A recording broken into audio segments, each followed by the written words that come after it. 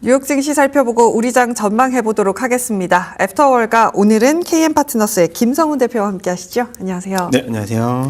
네, 일단 오늘 뉴욕 증시 같은 경우는 다우는 오르고 S&P 500, 나스닥, 러셀 2000 같은 경우 차익 실현이 좀 나왔습니다. 전반적인 분위기부터 좀 살펴볼까요? 네, 일단 FOMC를 앞둔 경계감, 이것을 빌미로 해서 그동안에 이제 종전의 기대감 때문에 많이 올랐던 기술주들한테는 차익 실현의 빌미가 일부 있었다라고 보시면 될 것 같고, 일단 미국 증시가 금요일 날 휴장이지 않습니까? 네. 이게 이 준틴스데이라고 해서 노예 해방의 날인데, 그래서 아마도 금요일 날 목요일이죠. 선물 옵션에 대한 만기가 이제 하루 앞당겨졌고, 거기에 FOMC까지 있어서 케빈 어시가 이제 신규로 임명이 되면서 사실 이제 이 금리와 관련된 언급만으로도 좀 이제 보수적인 언급만으로도 시장이 조금 흔들릴 수도 있기 때문에 이것을 차익 실현의 욕구가 좀 더 강하다 그런 모습들도 있지만은 순환매적인 차원의 자금 이동이 좀 있었거든요.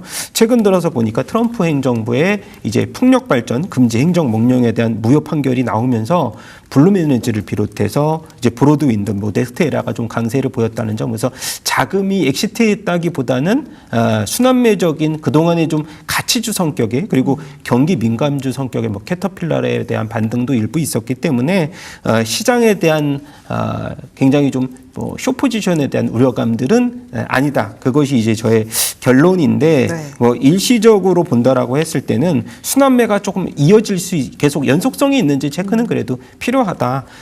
그동안에 좀 기술주의 포모 현상이 나왔던 분들한테는 그래도 일부 단기 저가의 매수에 대한 기회는 좀 줄 수 있겠다라는 말씀을 드려봐야 될 것 같은데, 일단 마이크론의 실적 발표가 있잖아요. 네. 그래서 일단 시장 전망치는 EPS 같은 경우가 일단 월가 추정치가 한 $20 EPS가 좀 나오고 있는데, 시장에서는 $23 정도로 추정치를 좀 상회할 것이다라는 얘기들이 나와주고 있기 때문에 마이크론이 이제 한 5%대 하락, 그리고 AMD가 한 6%대, 인텔이 좀 많이 빠졌거든요. 그래서 추세적으로 좀 더 하락폭이 있었다라고 했을 때는 저는 그래도 기술주에 대한 실적 전망치가 다른 섹터보다 좀 높기 때문에 조정을 그렇게 크게 보지는 않고요. 그래서 기회 요인으로 좀 작용을 하겠다.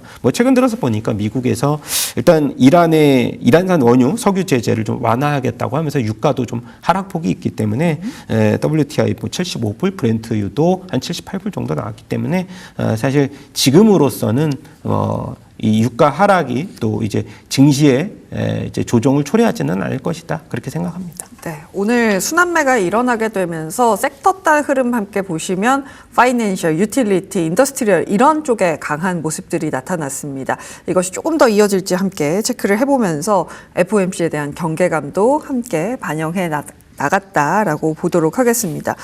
어쨌든 간 전쟁 이야기는 해야겠죠. 100일 넘게 이어간 전쟁이었습니다. 트럼프 대통령이 휴전을 39번을 이야기했고 드디어 휴전에 들어가게 됐는데 문제는 그겁니다. 유가가 빠지겠죠. 근데 그 빠지는 속도에 대해서 굉장히 의견이 분분합니다.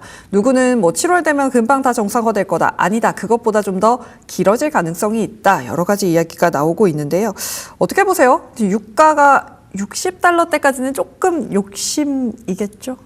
그러니까 시장에서 나오는 이제 뷰가 연말까지 $70대에서 네. $70 초반대. 근데 이게 그 하락하는 폭이 전 예상보다 이렇게 좀 75불까지 좀 많이 빠졌기 때문에 이제 한 보합 정도를 계속 이제 유지를 하다가 연말 정도에 좀 계단식으로 좀 하락할 가능성들이 있는데, 지금 통상적으로 보면은 유가가 이제 배럴당 원래 이제 예상치는 $80 선을 유지를 하면서 긴축의 강도가 좀 약해질 수 있다라고 이제 봤는데요.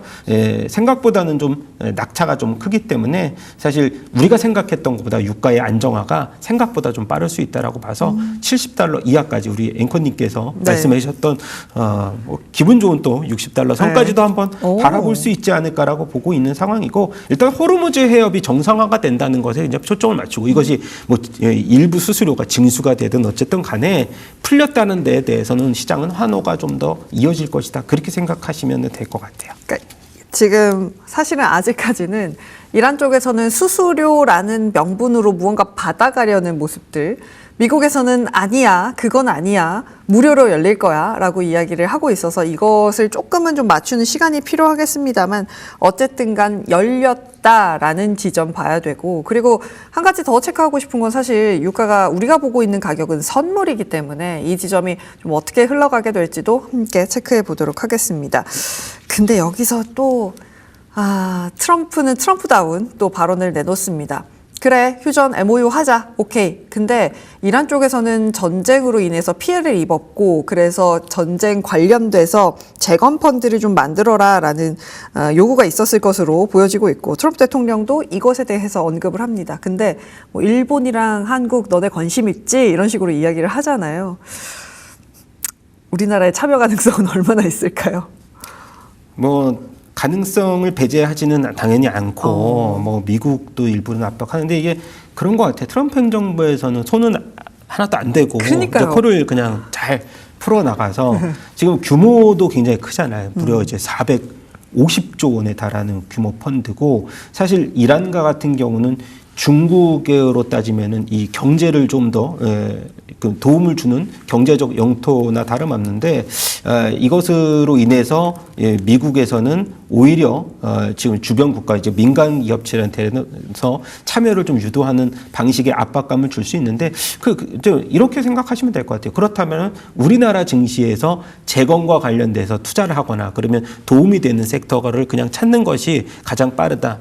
그래서 이제 뭐 재건주라든가 이런 것들에 대해서도 조금 더 우리가 재건주가 이번 주에 제가 이제 그 앞에 코너에서도 뭐 현대건설 조금 이제 빠졌을 때 기회 요인이다라고 봤는데 참여에 대해서도 사실 이득을 볼 수 있는 이제 건설주에 대해서 모멘텀을 좀 더 부각을 시키는 점 그런 것들에 대해서도 기회 요인을 좀 찾겠다라는 생각이지 이것의 이해득실을 좀 많이 따지기보다는 참여해서 이득을 얻는 쪽은 그래도 재건주 쪽으로 우리가 투자를 하는 것이 오히려 시장에서는 투자 포인트가 받겠다라는 판단을 좀 내려드리고 싶습니다. 그렇죠. 뭐 우리가 사실 투자하는데 이걸 정치적으로 뭐가 해석한다기보다는 투자 포인트로 삼아 본다면 우리나라 지금 재건 관련된 종목들이 진짜 들어갈 수 있나? 얼마나 수익률이 있나? 이런 점을 자꾸 따져보는 이런 시점에서 우리나라가 참여를 하게 된다면 수혜를 볼 수 있는 종목들도 찾아보는 것이 중요하겠다라고 체크해 주셨고, 안 그래도 월요일 날 출연을 해주셔서 현대건설 이야기를 해주셨고, 화요일 수요일 강세로 마감 지은 현대건설입니다. 여기다가 지금 트럼프 대통령은 유럽에 가 있습니다. G7 회의를 위해서 가 있는데 이게 또 미묘한 것들이 있어요. 나토에 대해서 너희들 알아서 지켜. 우리도 우리 할 일이 있어. 라고 지속적으로 이야기한 트럼프 대통령입니다. 이번 중동 전쟁을 끝나고 나서 이런 군비의 뭐라고 해야 될까요? 재편 같은 것들이 이루어질 수 있다라는 이야기가 나오고 있거든요. 이것도 투자적인 관점으로 끌고 들어왔을 때 전 세계 방산주가 사실 좀 들썩이다가 약간 꺾인 측면이 있잖아요. 또다시 전 세계 방산주들을 좀 올려줄 수 있는 이벤트가 될 수 있을까요? 그렇죠. 이제 우리나라 같은 경우도 어제도 사실 주도주가 저는 이제 방산이라고 생각을 했는데 나토의 이제 이 국방비에 대한 증가라든지 아니면은 최근 들어서 보니까 오히려 종전을 하고 나서 UAE에서 이제 그 이송기를 띄워서 천궁2에 대해서도 먼저 이렇게 요청을 하는 그런 모습들이 보여졌고, 그리고 이제 라인메탈이라든가 일부 이제 LIG 디펜스하고 합작사에 대한 설립 뭐 기대감 때문에라도 이렇게 급등세를 보였기 때문에 미국 쪽에서도 어제 간밤에 방산주들이 좀 강한 모습을 보여줬는데, 전반적으로 보면은 지금의 이제 트럼프의 입장 G7 회의에서도 이제 전략적 균열이라고 이제 앞서서도 이제 말씀을 해주셨는데, 그런 모습들이 방산주에게는, 그러니까 글로벌 방산주에게는 우리나라를 포함해서 우리나라가 K방산이 워낙 지금의 위상이 높아졌기 때문에 수주, 이게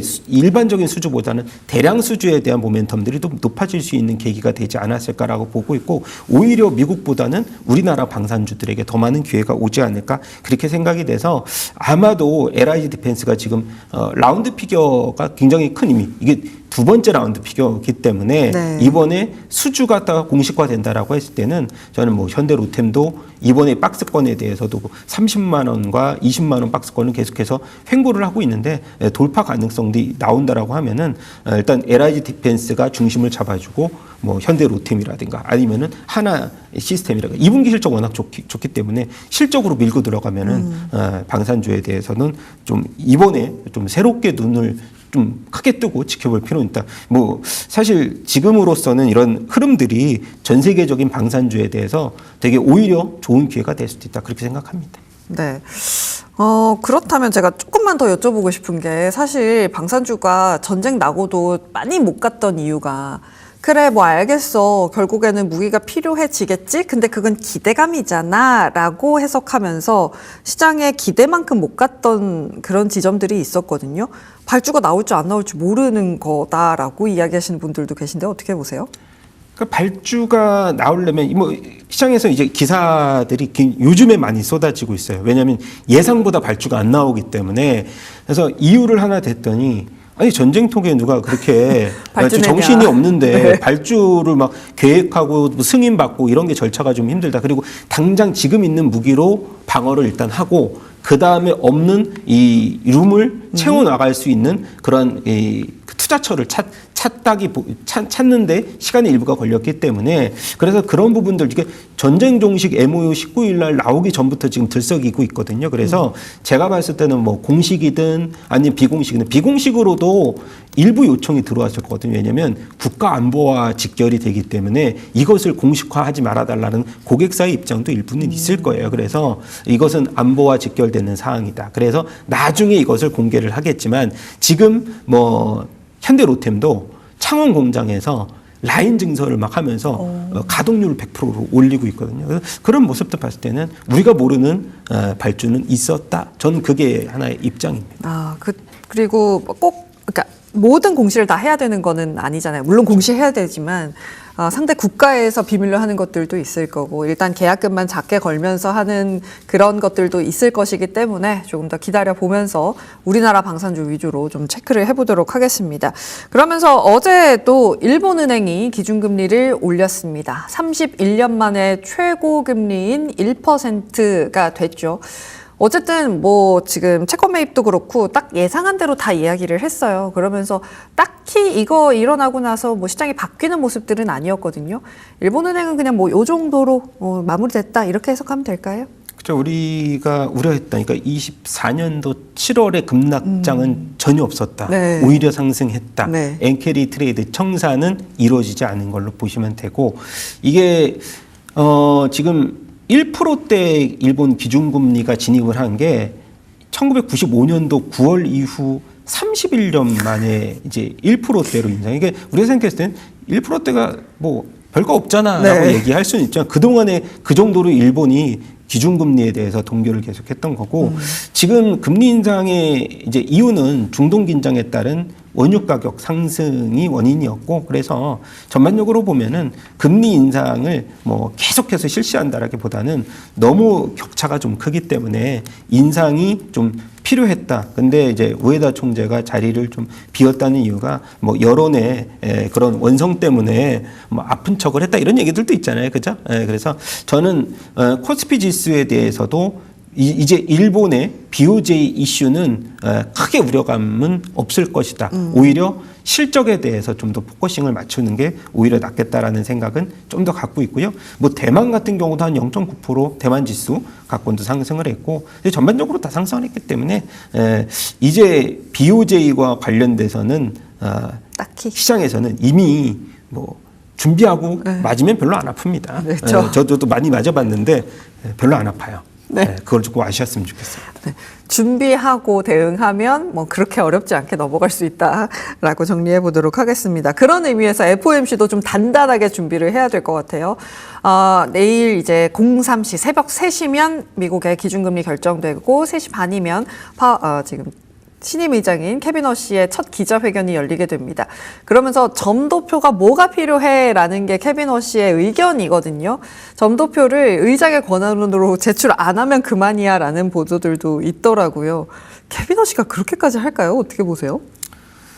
이번에는 그래도 공개는 한번 하지 않을까 싶은데 처음인데, 처음이니까 네. 그것을 너무 강경하게 하면은 사실 이게 노이즈가 좀 발생을 할 수도 있어서 네. 근데 이제 언급은 조금 강한 어조는 있을 수도 있다 그렇게 좀 생각을 하고요.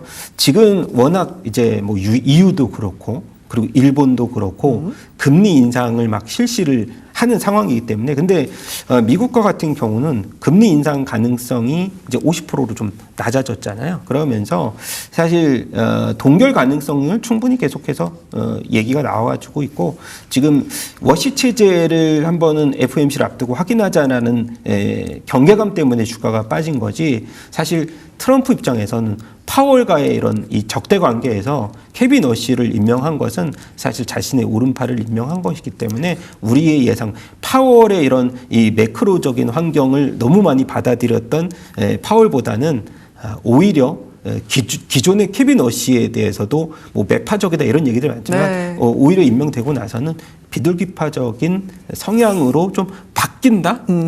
이 원인은 당연히 트럼프의 원인이 일부는 있을 수 있다. 네. 그렇게 생각합니다. 뭐 사실 트럼프 대통령이 파월에게 2배로 화났던 게 그거잖아요. 내가 지명했는데 왜 너는 나의 의견을 들어주지 않아 였는데 이번에는 어떻게 될지 좀 지켜봐야 됩니다. 케빈 워시의 기자회견 그리고 경제 전망치 어떻게 나오는지 함께 체크해 보도록 하겠습니다. 종목 이야기로 조금 더 가볼까요? 스페이스X가 첫 번째 특징주가 될 것 같습니다. 오늘도 결국에는 상승 마감했고 심지어 $200를 뚫어냈습니다. 근데 투자자 여러분들께서는 지금이라도 매수해 말어 지금 막 손가락이 꿈틀꿈틀 하거든요. 대표님이라면 지금 와서 스페이스X 매수 어떻게 생각하세요? 안 하죠. 못하는 못하죠. 거예요. 왜냐하면 네. 이게 뷰가 막 $60도 나와 있고 네. 그렇다고 해서 막 스페이스X가 뭐 적자인데 적자 중에서 시가총액 이 10위 안에 적자인 기업이 있어? 막 이렇게 언급을 해버리면 네. 투자 심리적으로도 좀 굉장히 위축돼요. 그리고 앞서서 스페이스X 관심이 너무 많았기 때문에 시작 단계를 봤잖아요. $135에 시작을 봤는데 자고 일어났더니 막 200이 넘어 있고 뭐 시가총액 지금 막 뭐 5위 뭐 진출했다 막 네. 선언했고 이번에 뭐 커서라는 기업을 막 인수를 하면서 이게 이제 스페이스X만 보시는 게 아니고 XAI를 보셔야 되는데 XAI에 힘을 실어주는 인수잖아요. 그쵸. 뭐 데이터 센터, 위성, 로켓, 스페이스X가 강한 분야가 이 로켓 분야뿐만이 아니고 이런 데이터 송신을 비롯해서 이제는 이 테라팩까지 이제 손을 대 있는 상황이기 때문에 AI와 관련된 투자는 지속적으로 이루어질 수밖에 없다. 그래서 이것을 인수를 한다 안 한다 보다도 이제 $100억 규모로 전략적 협력 얘기도 나오고 있어서 이미 지금 이 개발자의 생태계를 조금 더 확고하게 입지를 굳혀 나갈 수 있는 과정의 인수라고 저는 보여지고 있어요. 그래서 지금 단순하게 AI 코딩의 그 도구로서 생각하지만 AI가 지금은 AI를 막 연구하게끔 만드는 그런 자동 연구 시스템을 좀 더 도입하려는 의지가 굉장히 강하다. 그렇게 보시면 될 것 같습니다. 네. 이것 때문에 도대체 스페이스X는 뭐 하는 종목이냐 이렇게까지도 이야기를 합니다. 팔컨9과 스페이스 지금 스타쉽도 있고 스타링크도 있고 거기다가 우주 데이터 센터를 위해서 달려나가는 모습들도 나타나고 있어서 기술주, 우주 그 지점의 어딘가에 있는 상황입니다. 어떻게 흘러가게 될지 매일 저희가 전해드리게 되지 않을까라는 점도 함께 체크해 보시죠. 우리 장으로 시선을 좀 돌려보도록 하겠습니다. 일단은 필라델피아 반도체 지수가 이 전거래일의 상승을 모두 좀 반납해내는 흐름들을 보여줬습니다. 나스닥 같은 경우도 1%가량의 하락세를 보였기 때문에 우리 장 지금 프리장에서는 약간 흘러내리고 있는 상황이거든요. 오늘 장 좀 하락을 할까요? 어떻게 보세요? 뭐 예상보다 하락폭이 크지 않을 거다. 네, 왜냐하면 뭐 삼성전자, SK하이닉스로 잘 지수는 방어를 해주면 되니까. 지수는 그리고 그렇죠. 네. 요즘 들어서 또 이 방어주 성격의 막 조선도 막 살아나주고 있고, 네. 그리고 대미 투자 관련돼서 지금 합작 이제 그 공사를 이제 설립을 하는 흐름에서 본다라고 했을 때는 반도체만의 주인공이 아니다라고 하면서 산발적으로 지금 이 섹터들이 다시 회복력이 좀 보여지고 있거든요. 거기에서 뭐 현대차도 이번에 앞서서도 이제 어저께 뭐 삼성전자가 뭐 보선 다이나믹스 막 뭐 인수 타진한다 인수할 수 뭐 이런 있다. 얘기도 나오고 네. 그러니까 시장에서는 이벤트가 너무 급속하게 쏟아지고 있거든요. 네. 그 이벤트를 흡수할 수 있는 여력이 저는 충분하다고 봐요. 그리고 뭐 원전을 비롯해서 이번에 뭐 방산도 아까 전에 지금 얘기를 했지만은 거기다가 또 태양광까지 신재생 에너지가 원래 유가가 하락하면은 좀 조정을 받던 섹터인데 이제 부조적 성장으로 바뀌었어. 정부에서도 지금 현재 설치량이 신재생이 33기가와트인데 뭐 몇 년 안에 이것을 3배로 늘리겠다고 하면서 로드맵도 막 제시를 하면서 지금으로서는 투자자분들이 한 달 전보다 오히려 포트폴리오의 수익률이 조금 더 좀 건강하게 반등을 줄 수 있는, 왜냐하면 반도체만 갖고 계신 분들한테는 유리했지만 지금 시장에서는 반도체 말고 다양한 섹터를 좀 포진시켜 놓을 수 있는 포트폴리오가 오히려 좀 유리할 수 있다라는 시장이 전개가 되는 상황이라서 오히려 저는 이번에 반도체주들이 일부가 조정을 받더라도, 조정이 크지는 않겠지만 받더라도 그 순환매가 다른 쪽으로 확산될 수 있다, 그렇게 보기 때문에 우려할 필요는 없다, 오늘 시장에서 그렇게 생각합니다. 순환매가 일어날 수 있다라고 한다면 어쨌든 간 지금 외국인은 코스피 시장에서 3거래일 연속으로 좀 매수하면서 외국인이 스펙이라는 그런 분위기가 연출이 되고 있습니다. 근데 이번 주를 그러면 어떻게 봐야 되냐, 그럼 이 순환매를 따라가는 게 맞냐, 이런 질문들도 많거든요. 이번 주는 좀 어떻게 대응해 볼까요? 개인적인 성향인데요. 네. 하이닉스만한 건 없다. 근데 이제 어저께 100조 규모의 주주환원, 뭐 자사주와 현금 매각 뭐 이런 얘기가 얘기했었어요. 나오는데요. 본사 사측에서는 뭐 아니다 이렇게 얘기가 나왔는데 네. 이건 결국은 관심도가 너무 많아요. 그리고 실적 이제 발표 전후로 해서 환율도 이렇게 도와줬고, 그리고 뭐 없어서 못 봤는데 저는 개인적으로는 그냥 지금 반도체가 조금 조정받을 때 다른 이제 섹터 키 맞추기 하고 또 반도체는 그 이상으로 또 땡겨줄 수 있는 그런 효과가 보여줄 수 있어서 네.